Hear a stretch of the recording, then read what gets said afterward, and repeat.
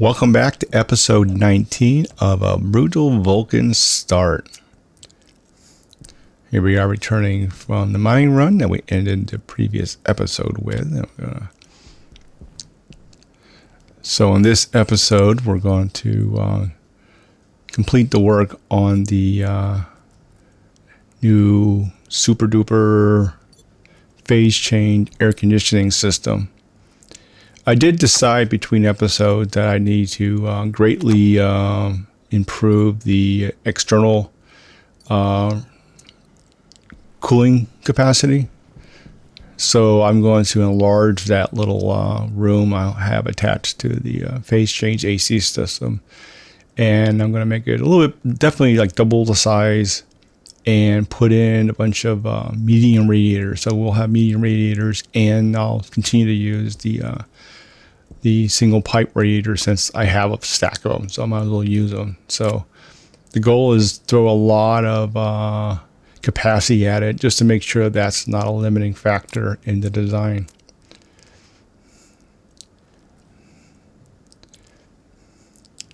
Here I'm grabbing some of the items I'll need. Now it's still nighttime, and so I came back before it turned dawn.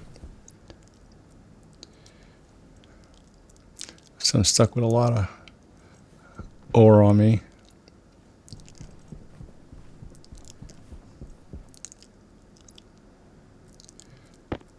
And since it's night and I still have my EVA suit still on, go ahead and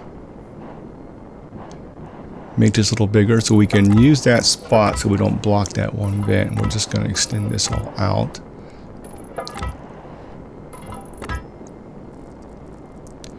And this will provide enough room to get those medium radiators squeezed in here.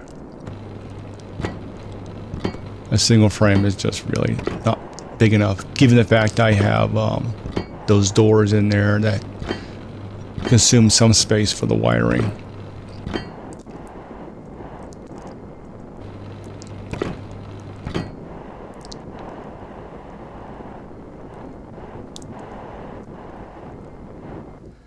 Yeah, it's kind of funny, the in the default scenario for both Venus and Vulcan, you start with a heavy suit, and because of the hygiene issue, it's almost like now specifically for Vulcan, you actually want to make the opposite suit now. So basically, if you start with a normal mode, at some point you want to dump the heavy suit and go to a lighter weight suit just due to the hygiene issue. All right, so I grabbed a roll of duct tape I had before. As I commented out in the last episode, I need to fix the solar panels. So we're going to take care of that now while it's still dark. Now, I generate way too much power right now. The batteries charge up with no problem. So if I skip this for a while, probably even skip it to the next storm, it probably wouldn't be a big deal in my case. And with the design now, I have a room on the roof to add another row of solar units if I had to. And we'll just go through and zap repair all that.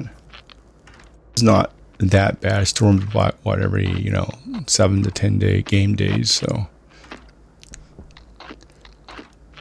you can, at some point I'll probably cover these up, but just not a priority right now.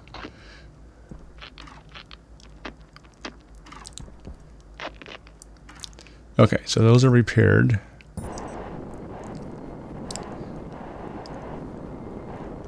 Looks like it's starting to get a little daylight there. See something peeking over the edge.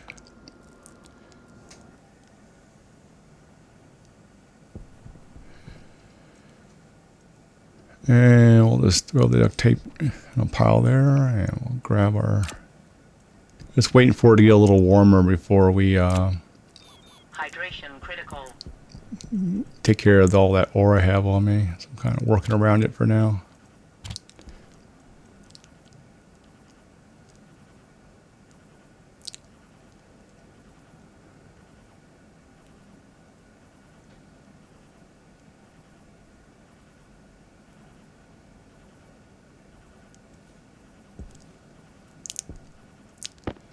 They are running out of steel too.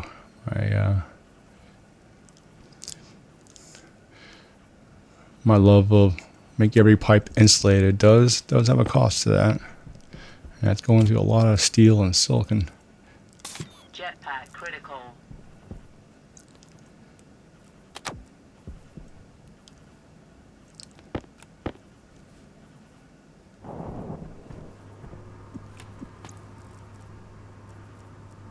Make a little room for my take my suit off.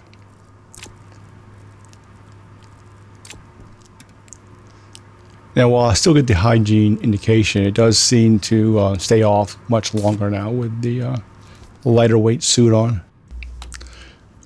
Go ahead and top off my O2, and as note, there's a chip in there, so it will not overfill.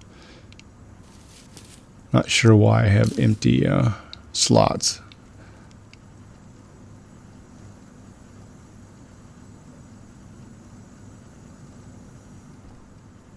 So I'm waiting for the hygiene indicator anyway. I'm going to go ahead and poke around in here.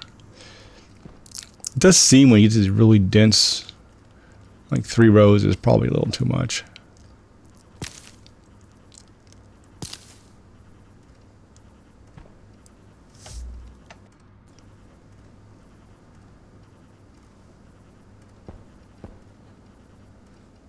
Okay, hygiene is cleared, so let's get going here.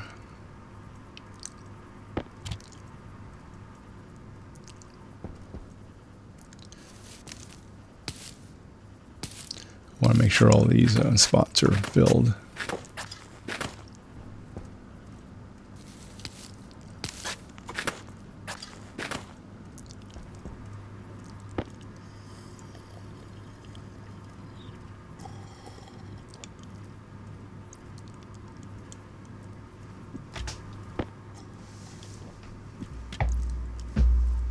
Some point here we'll switch over to just using the drinking fountain and not have to worry about moving bottles around.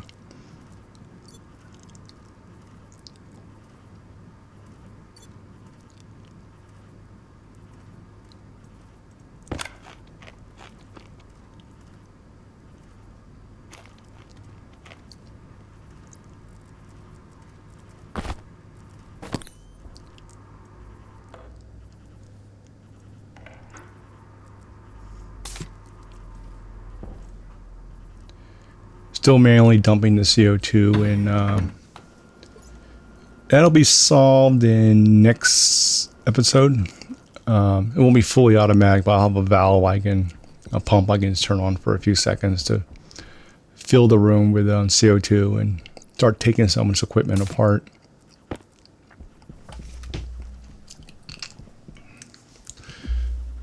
Toss that O2 bottle over there to remind me to go ahead and fill it. All right, so now it's getting a little warmer.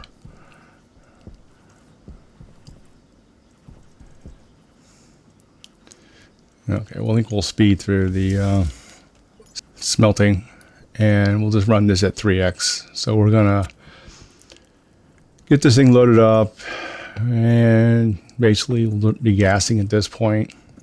If we luck out and something smelts, and that's wonderful. But we're not even doing copper at this point, so. And then while that's filled, let's go over here and get these printers going.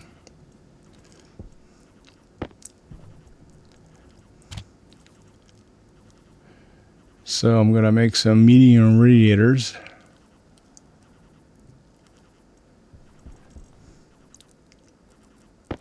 And let's go ahead and degas the coal so we make some little load of steel here.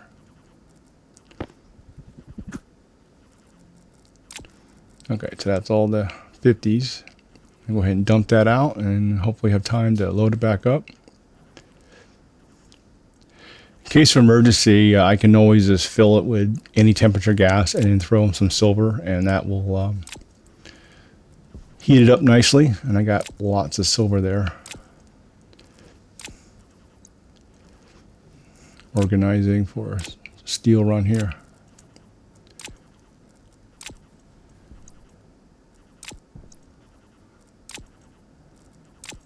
And you go ahead and track down some more coal. There's some coal there.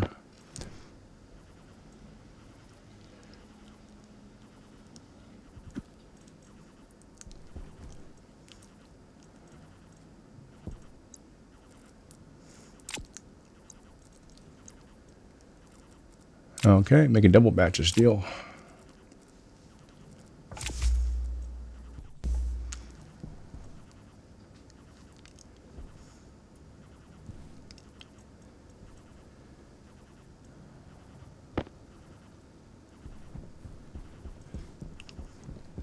Go ahead and throw your raiders over here.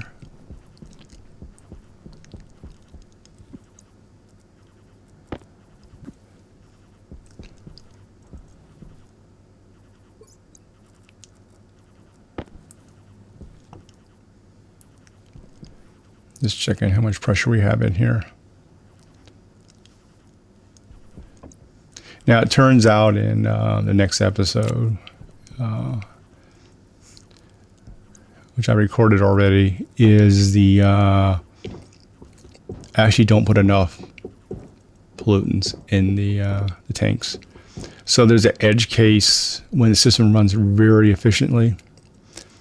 I'm a little short just some of the time, and so if you're watching this, I'd recommend putting in, probably just put a full 2 megapascals in. I think that would more than cover, because whatever you put in there before you start, that's obviously the max amount of pollutants you can ever have in that tank, and 2 megapascals is below any chance of the pollutants liquefying. So I think for those who want to duplicate this system, I would recommend putting in 2 megapascals of pollutants in both tanks. That will cover it just fine. What I do is I check it in the next episode, and I realize, oh, it's a little short during this one edge case, so I just add some gas to it and just top it off a little heavier, a little more. So it's not a except for time, it's not a big deal to recover. All right, we're going to 3x this little smelting part.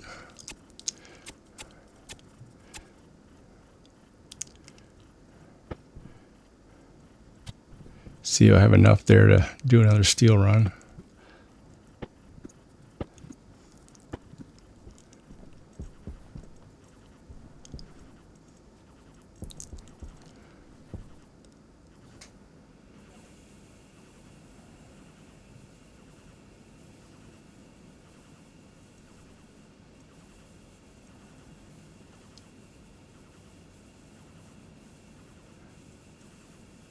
Enough, assuming that coal was degassed. If it wasn't degassed, then it's not going to work.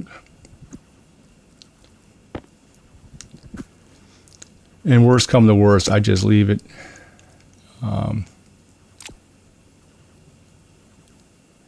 Leave it there to the next cycle, and then we're back up again. And so.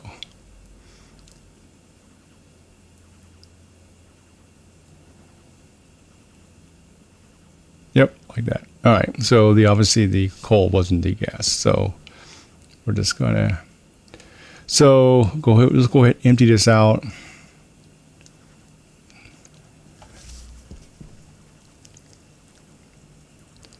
Put that away. Yeah, it's getting too cold to do anything with it. So wait till next cycle, and then we'll heat it up, and it's all ready to go, and then we'll just drop out the steel then. Not a big deal. All right, so I'm grabbing a bunch of junk. It's now hitting night, so I'm going to grab stuff I need to extend the exterior cooling radiators. So we're a little short on glass. Actually, that would probably be just enough. I think I just add 2 more doors, but obviously, well, I'll go ahead and print some up. All right, so we got a bunch of doors, we got a bunch of pipes, we have the medium radiators on the other side of the base next to the exit. We need some steel. We put the lower frames in, so that's done. And we're getting short on steel sheets, so let's make a bunch of that.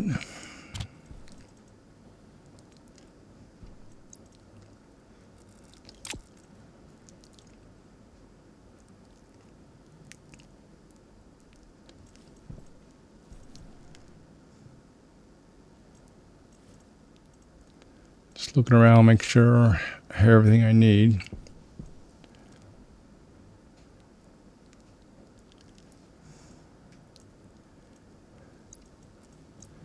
Figure that should be good enough.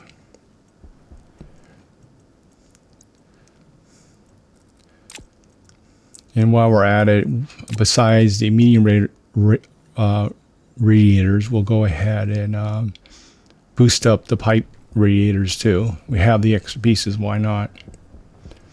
We have this extra pipe we might need.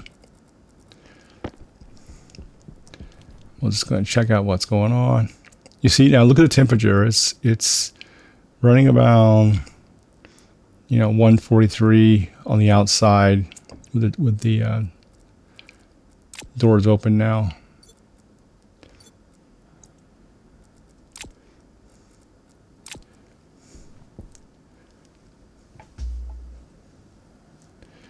I think I need shorter names so they'll fit in the door.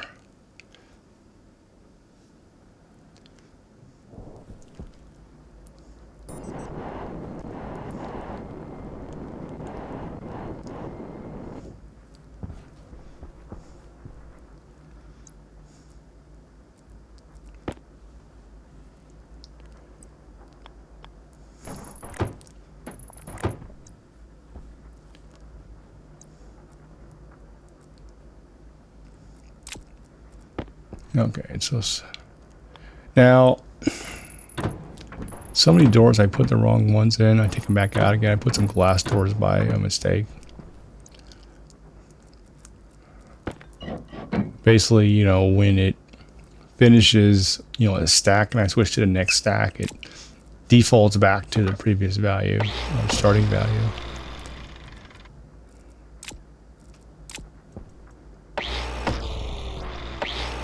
And we're going to extend all of this out. So let's pull these old doors off. We'll speed the rest of this section up. All right, so we're going to run at 3x. We pull all the doors off. We put the new doors in. We add a couple doors. We have to move all that wiring across. And then a couple doors we put in incorrectly. We take them back off again. We'll take this off, put another door here. So we want composite doors. I just don't like the look of the glass doors. Okay, so we'll fix this door. All right, so then once we get the doors all put in, what I'm going to do is I'm going to make sure all the doors are closed. And that way, and then get myself enclosed in here, put the roof on, because that way when the temperature goes up, and if I'm still working in here, I'm, enclosed with night air, so I don't really get impacted until I get done. So, should pop the roof in. All right, so we're sealed in. I found another door I did wrong. Take the door off, put the new door on. All right. Now we're sealed in. Oh, almost. Now we are. All right. So we got a bunch of doors in. So one door is sort of an access door.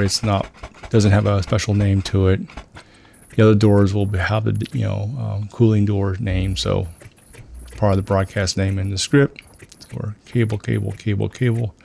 Now, one issue is that the wiring for the gas sensor that's outside, that's because I extended the frame. It's now sort of buried in the frame, and I didn't want it blocking. So right there, it blocks that radiator. I don't want it blocking the radiator, and so I just cut the cable. So this is as many as I can get across.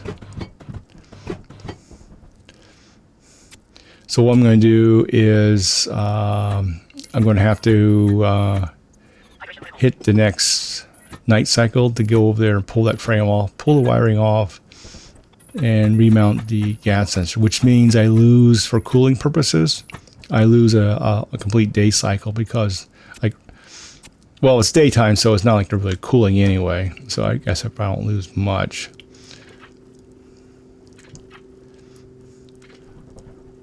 So long as I have that done by the beginning of the next night, then I guess I'm fine. All right, so you see I threw a lot more power at this, and of course the door doesn't open because I haven't finished my cabling here. So let's wrap this around to there. Okay, so now I got power to everything. Door open. Let's get out of here. Close the door. Yep, I'm getting blown in at this point. So I try to I can't force my way out with a jetpack. So I close the door just so I can get out of there. Power low. Whip around over here and get back in base. Obviously, because we're in our lightweight suit, we're going through a lot more of our waste tank than before. And pushing on the hygiene and the hydration, I mean. And so we make a mad run to get into our hydroponic area. Okay, let's we'll swap that out while we're here, and then let's go ahead and get our suit off. Turn on that light. I do plan to put more lights in here. Well, I want to put more lights with the occupancy sensor, and so it'll automatically come on and off as I come in and out.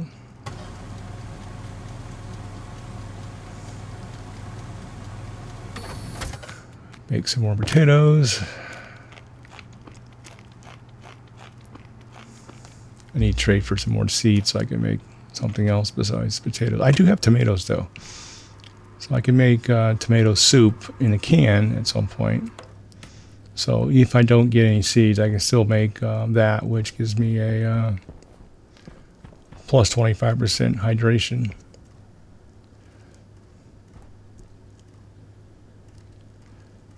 Okay, so the hygiene cleared, so it wasn't too bad.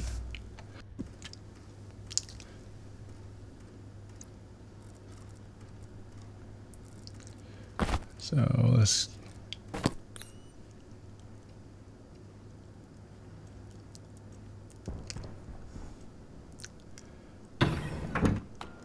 now we also didn't have a chance to put the some of those little radiators on. We'll do that next cycle.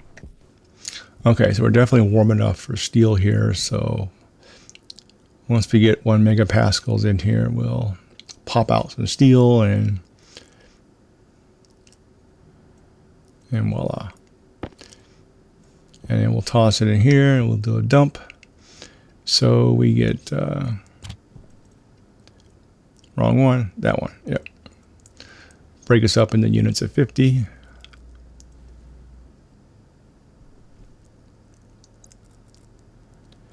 Just trying to decide what I need to take out of my inventory and what I need to keep.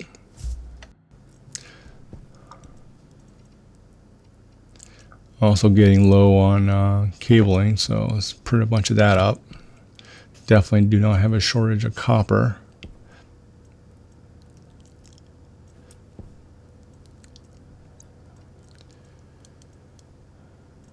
Okay, so we shouldn't need the glass or the plastic or the wall stainless steel sheets or the walls.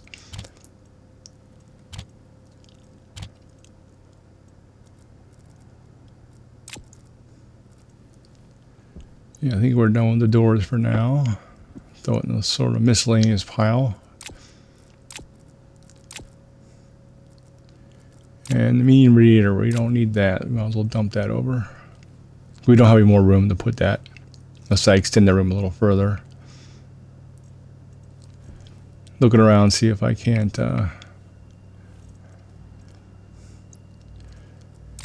if I throw that in there and let it degas and the temperature stays above 900, then I can make steel.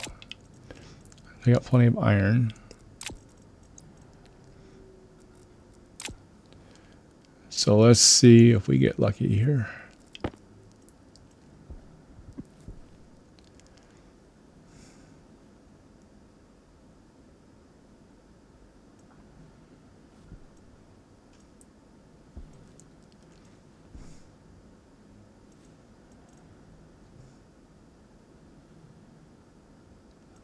No. All right. So we'll just dump this and worry about it later.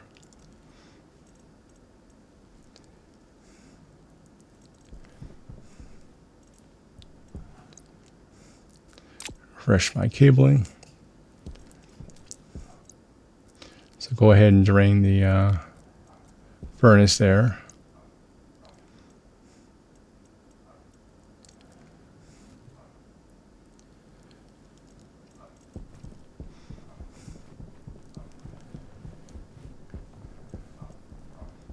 Now the cooling system won't be doing too great here.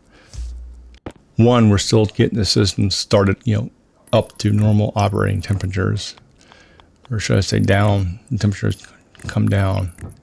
And the other thing, we're part way through of reconnecting the cooling system outside. But since it's daytime, it's not really a factor right now. All right, so maybe wondering, why am I tapping off the coolant line and wanting it way over here? On the other side of that room is the hydroponic room. So I'm finally going to incorrectly fix the AC issue in the hydroponic room. And what I mean by that is I'm going to go ahead and use that coolant line, which I brought over into hydroponic, to hook up the an AC system to it. And so instead of having a crappy passive vent sitting outside, which is probably the worst way of doing it, I'll have the coolant line. So that'll make the AC system far more efficient, especially when that coolant line gets down to 25 Celsius. And the reason why I said I did it wrong is I put it inside the hydroponic room, and I realized afterwards I can put it on the other side of the hydroponic room and just run the vents through. And that saves floor space in the hydroponic room, which allowed me to put more hydroponic trays in. And so I will change that. I changed that in the next episode. So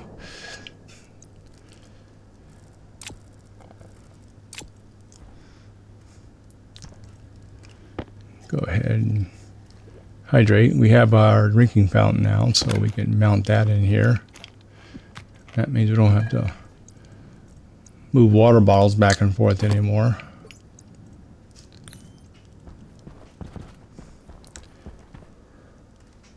And as far as CO2, I went back and forth on this, but what I decided to do on the CO2 issue is, since my coolant line is CO2, I'm going to make some configuration changes in the next episode to the system. So effectively what will happen is that I will add a CO2 filtration device that taps off that main tank on the roof. And all it does is, if the pressure in the coolant line is under, say, 2 megapascals, then run the filtration unit. If it's above, then don't run the filtration unit.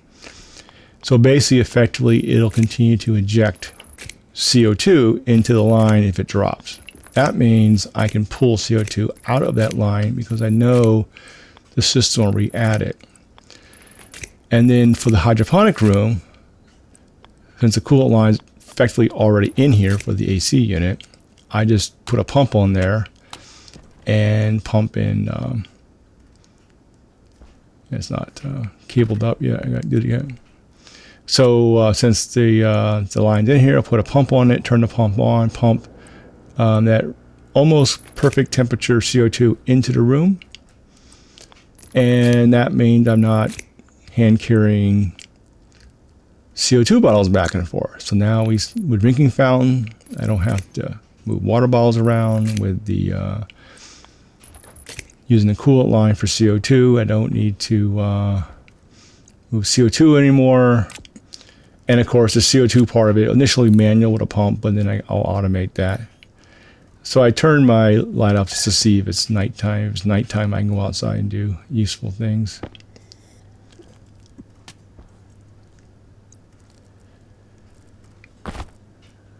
Let's go ahead and turn off our headlamp, and yeah, it's on my thing to do list to put an Omni transmitter, and then I can use a wireless battery for some of these items.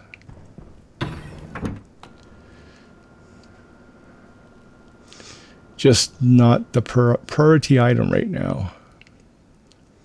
Priority is still the cooling system. Everything depends on the cooling system.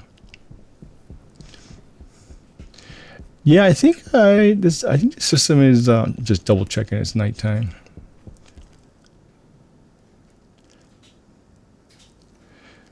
I love that little Vulcan nighttime check. All right, so we just probably should put a little platform there. And it might be a little hot in here because the doors are not opening up automatically right now. So I opened my maintenance door.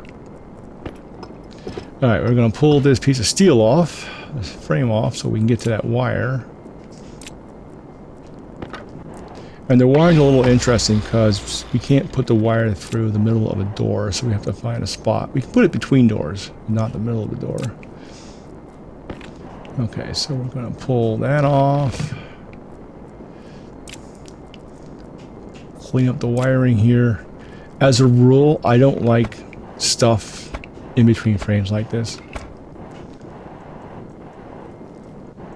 I always prefer having it, you know, always accessible, more or less. Occasionally I might bury a tank into, like a inline tank into a frame. But as a rule, I don't put things in frames. I just keep them out. Alright, so now we gotta find a place to put the sensor. Kind of looking around inside, which good place to run that wiring.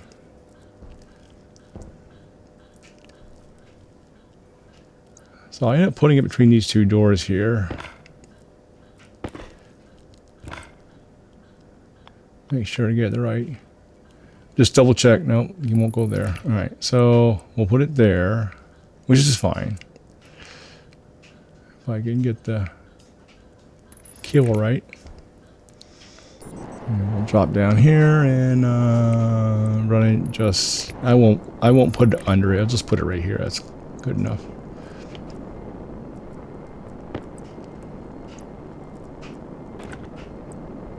Just being careful I don't drop something.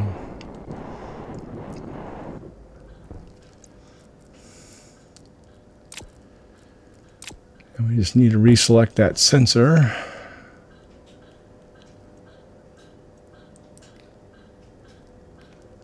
Past all the doors, and there it is. All right, so it should be happy. Doors all opened up. That's good. All right, so we definitely have a lot more ability to radiate. So the big units will do about 1 kilojoule or joules, and the little ones do about 110 maxed out. And so it works out. I think it worked out like 9 little ones equal one of the big ones. But for a room this size, definitely putting those medium ones in there is a win. So we have the extra, you know, pipe radiators. So let's just use them up and kind of finish off the wall here.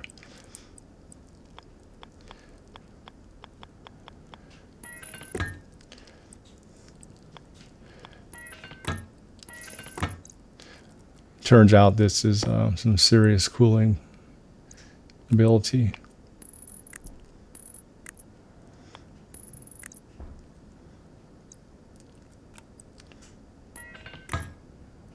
Because you gotta, you know, factor in that you can only cool during the night, you know, once the day hits, and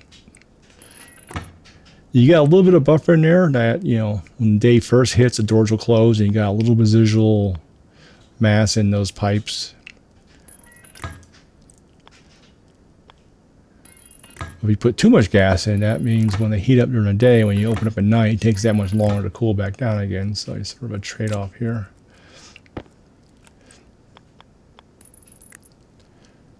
And we'll plop these on here. Use them up. I actually consider ripping out all the insulated pipes and putting in steel pipes. And if I think I did this the second time, I think I'll back up my previous comments. I think I would have used steel pipes in the future design. It doesn't really, those pipes really don't radiate much. I mean, it's almost noise compared to all the radiators I have in that room. See the latent really kicked up there. So we're definitely getting some good cooling here. Now the system is still coming up. This is still hot, and it will come down. It's still, especially had it kind of offline there while I was screwing around.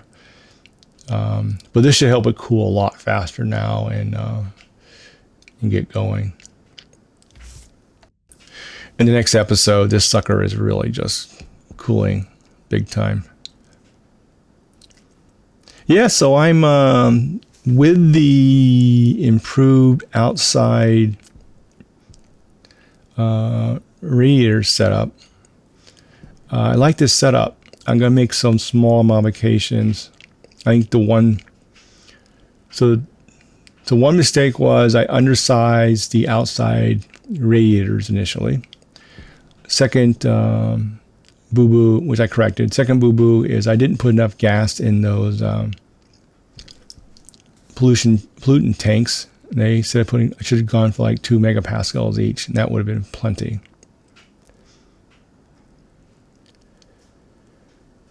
Just kind of watching it, so you get a feel of what's going on here.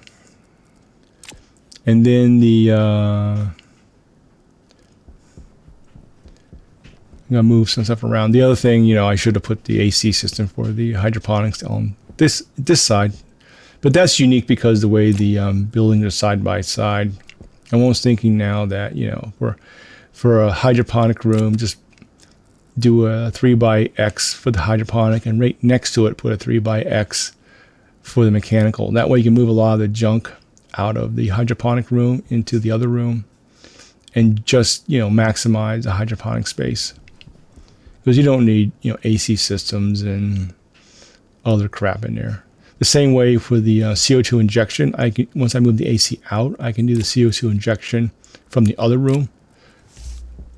Plus add gravy features like, since I'm sucking the air in anyway for cooling it, run it to a filtration unit to pull out any pollutants, just in case they get in there and all that. All right, so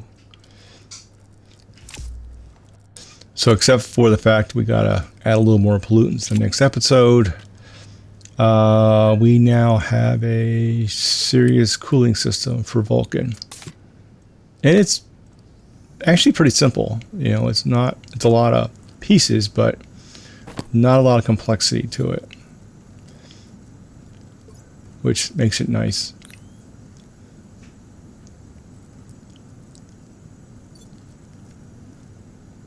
Okay, so this guy, it's 29 in here, so it's definitely having, as I dump more and more of that CO2 in here, definitely having a problem keeping up. But for a small hydroponic room for Vulcan, it honestly worked pretty darn well. The problem now as I expand the room, I'm going through CO2 more and more. I'm just thinking, if I brought in cooler CO2 instead of that hot CO2, probably could have got away with that crappy AC system. But now we have our coolant line, we can throw some serious power at it. And I said, I'm going to move this to the other side. Well, actually, what I'm going to build another one on the other side. And once that's set up, then I'll take this one out. And that frees up important floor space. Okay, we got power.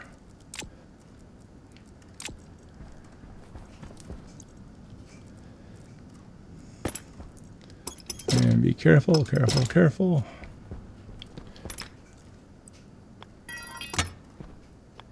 Yeah, I don't get fancy with the piping of these things. I just put 2 vents and it seems to work.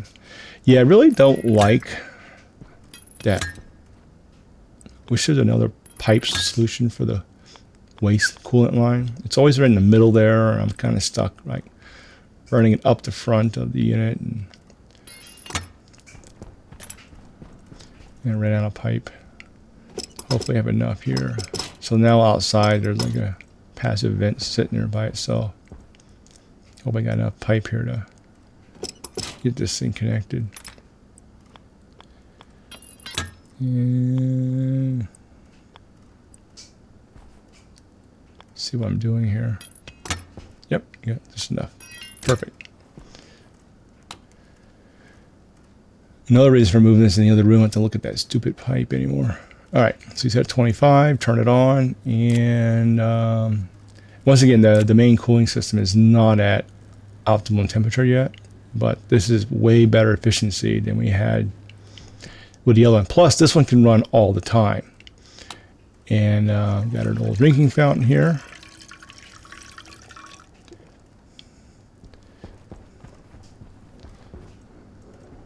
So we'll kind of work through those water bottles, probably take a number of water bottles and throw them in the furnace and get rid of them.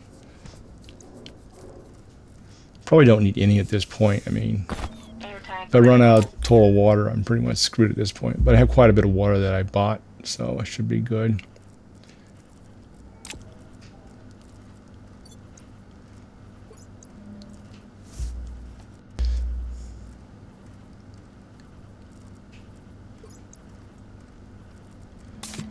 Okay, so we just refresh our O2 and dump our CO2 and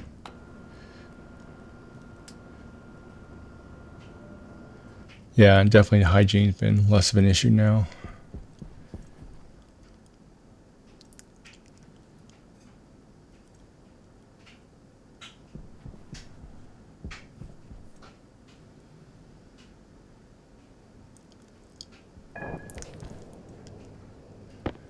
Probably should put that in a shelf or somewhere safe.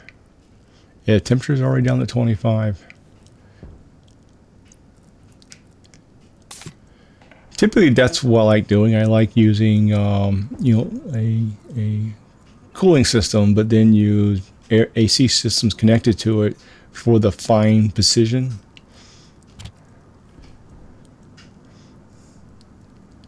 And the other thing I'll do is I'll have like a coolant protection script. What I mean by that, for example, when I start cooling volatiles, which will be in episode probably 21, if I pull a lot of volatiles and I slam that on the cooling system, it could, really raise that temperature up, and I don't want to do that. So what I'll do is in the AC system, it will look at the coolant line temperature. I guess call it the waste or output 2 and temperature. And if it gets too hot, just shut down. And that way, if I throw a big mess of volatile, which it will happen when I first, load up that tank and connect it, I'm gonna have a big thing of volatiles that I'm just going to slam to try to cool it down to say 20 Celsius, and it will go and it will just take the coolant line and just take it up to 100 plus with no problems. So plus as you get higher, you'll of course lose efficiency too. So also I'll put protection systems in there so it won't spike the coolant system. So everything connected to the coolant system.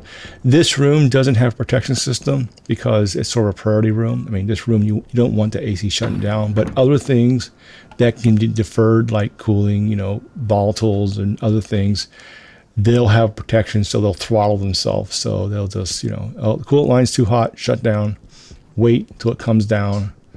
And that way, other things that depend on the coolant line having a reasonable temperature will continue to operate. If the temperature goes up to 50 centigrade, dumping that gas into the hydroponics is not a problem because I'm not dumping that much gas at a time. And the AC will cool it back down. So we're checking out what's going on here. It's just coming down. But once again, we still have to get, like, these tanks here have to come down. That's pretty much come down in temperature. But there's still a lot of gas in there that we have to get to operating temperature, and we're still fighting that startup cost. I'm just flipping my light to check and see if it's nighttime, but obviously it's still daytime since we can see. All right.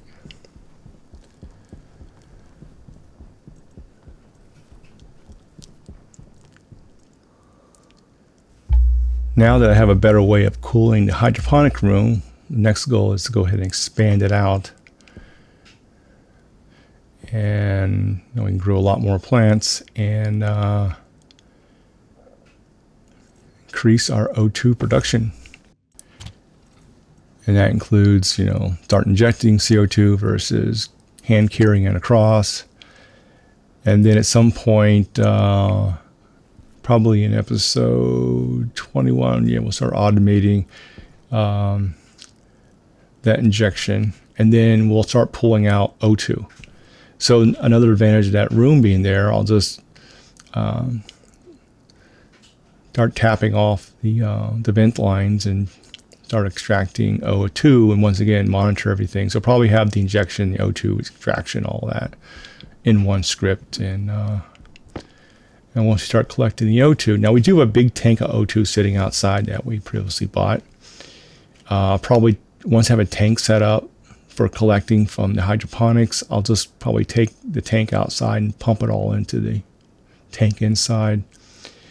And then we'll get the volatiles collected. The volatiles cool down. We'll equalize the temperature of the volatiles and the O2 so the mix is better. Then we'll start making water. And then with the cooling system, so what we'll do with the water, we'll make the steam and separate it out. And then we'll do the initial cooling down to like 128 or so using outside components. So we'll use the same technique we're doing now. Probably set up an independent mechanism for that, because we're just going to radiate that heat. I don't want to dump it into the existing one I just built out. It would probably be too much. So our sort of got a little idle time here. We'll go ahead and look for traders, and we just kind of strange here. I mean, it wasn't planned. Here I am getting ready to expand the hydroponic room, and we got a seed trader. So that's kind of convenient. And as you may notice, I still haven't automated this. So let's speed this up a little bit. I'll run this at 3x. A little less annoying. Yeah, the reason why I haven't used automation yet is I want to figure out the automation on my own. We'll throw these things over there just to make a mess. And so I want to figure this out on my own, and I've been blocked because I was trying to work out the cooling system for Vulcans. I think I'm happy with the cooling system. I think once it gets ramped up, it's going to be quite useful. And so now I got that big issue resolved. Now I can probably spend a little more time now and then to muck around with my own satellite script. Even at 3x, this is sort of interesting.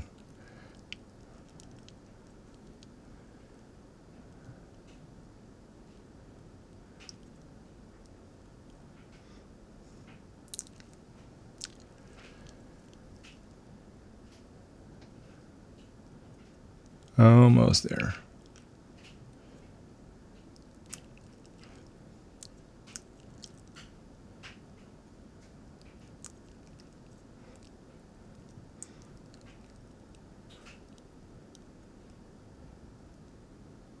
Okay, finally. And it's nighttime. And as for landing, let's see what's going on over here now. We're waiting for the trader to land. Okay, so it's got moving some serious heat. And it's still pretty good. These drop down, I think, because these are not quite at optimal temperatures yet. And so this is still a bit high. You see it's dropping. It's going down as we watch. And it's just dropping like, a tenth, a tenth, a tenth, a tenth. So it's really hitting it. I noticed that tank was pretty low. That big pollutant tank behind me was low. So I'm just making sure, basically, if the condensation chamber can meet its pressure setting, then you're okay. If you, like, for example, you set it to 5800 and it can only go up to 5600, then typically that means you don't have pollutants in the line. Okay, I'm pretty sure this is a seed trader, and since I've seen the the video already. I know it's a seed trader, but I wasn't really sure. I'm not really an expert on all the traders yet. All right, so it's going to want to buy some couple planters and trays and pipes. And so we're going to sell the easy stuff in the next episode. And then we're going to buy some seeds. We'll definitely get the fern. If I actually increment the number. Probably using Amazon too much. So we grab the fern. That will give a double O2 production. We grab the soy. I'm not sure I'm going to deal with the nitrogen issue. I mean, long term I can solve that. Short term, it's I'm not sure. Think about what else. I already have tomatoes. Let's get some wheat.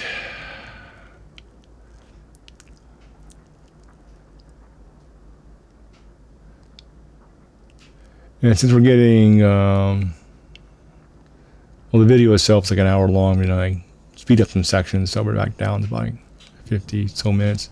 All right, so that's in this episode. Until next time, see ya.